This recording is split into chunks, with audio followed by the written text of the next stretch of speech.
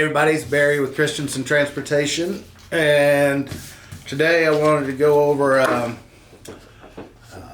some findings that I get from our Drivewyze, which is our Scalehouse stuff, and how many times we get bypassed, how many times we get pulled in, why are they pulling us in. It's pretty interesting. And I don't know if it's coincidence or if they look at our CSA scores under vehicle maintenance and say, hey, actually this won't even be in there, but point wise, but it'd be in there. What does Christenson need help on? Do we have electrical problems? Do we have air problems? Do we have weight problems? So kind of goes hand in hand with the tickets I see. So we've got 290 vehicles registered in this.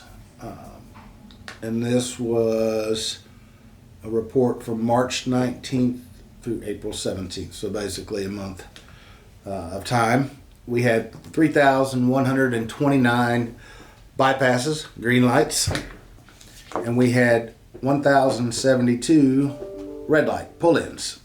And the breakdown of that kind of mirrors our tickets. 487 of the 1,072 were just random pull-ins. 338, which is by far the biggest category of why we were pulled in, is to check our weight.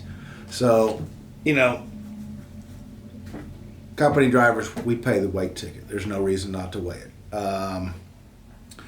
Owner-operators, we don't pay the ticket, or the scale ticket, the weight ticket, but you get to write it off your taxes, so it comes back out. And if you don't do your taxes, that's not my fault. Shame on you. It's going to catch up to you one day. But even on the subject of weight, and I have drivers that I call and they'll get, I'll say, hey, you got an overweight ticket? Yeah, in Georgia, yeah. But I picked it up in Pennsylvania and I made it through all those. Well, that sure didn't make it way different. You just got lucky. And the problem with getting lucky is when you pick up a load and the scale's 5 miles away, it takes you 10 minutes to go get a weight ticket. And go. Then you can go back to the shipper and rework it or take some off, whatever you need to do to make it correct. When you get 3 states away,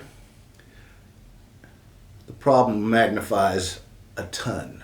So either they give you a ticket and you slide your tandems, which is, again, shame on you. And, if that fixes your problem, that's just being lazy. But if you're truly overweight and you can't move your axles and fix it, or you're overgross, there's a good chance that they're going to say, you're not going anywhere. And trust me, it gets real expensive when you've got rolls of paper and we got to find somebody the capability and the forks to move a 3,000-pound roll of paper around on that truck. That gets real expensive. And you can pay for a year's worth of weight tickets, scale tickets, instead of that one invoice from getting one load reworked. So that's why I focus on the weight, is because of the problems it creates the further away from the shipper that we get. So 338 of the 1,072 we got pulled in for weight. So chances are, if you get pulled in a third of the time, it's to check your weight. 40 times we got pulled in to check, make sure we paid state taxes, weight distance taxes, I guess. 10 times they've checked our registration. 6 times they've checked to make sure we have proper IFTA sticker. And 1 time it was for a safety rating, which the only category that we have any issues with is that hours of service. And it's not hours of service, it's PC usage improperly. That's given us a rating that is unacceptable for us. It's still within limits by all means, but it's one that we can make a 0 score very easily. And if you look week over week, month after month, our pull-ins and our bypasses are almost identical. So basically, 66% of the time we're going to get a green light, and the rest of the times we're going to get pulled in, and they're going to check your weight majority of the time. So it's no wonder that we get overweight tickets, because that's what they're looking for. So anyway, I could show you the map, and it just hovers over the southeast, Tennessee, Kentucky, Georgia, Alabama, Indiana. That's because that's where our trucks are these days. So that one's a no-brainer. But everything else seems to hold the same. You've got a pretty good chance of getting by, and we don't. They're going to look at just a handful of little things.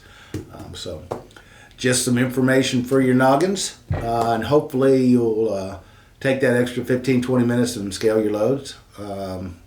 Or you can spend quite a bit of time at the Scalehouse and paying fines. So all in your best interest. So thanks for being at Christenson, where the trucker's truck and safety takes priority. And as always, if you've got ideas, things you don't know about, want me to talk about, want me to address with the fleet, call me up. Lines are open. So have a good, safe day.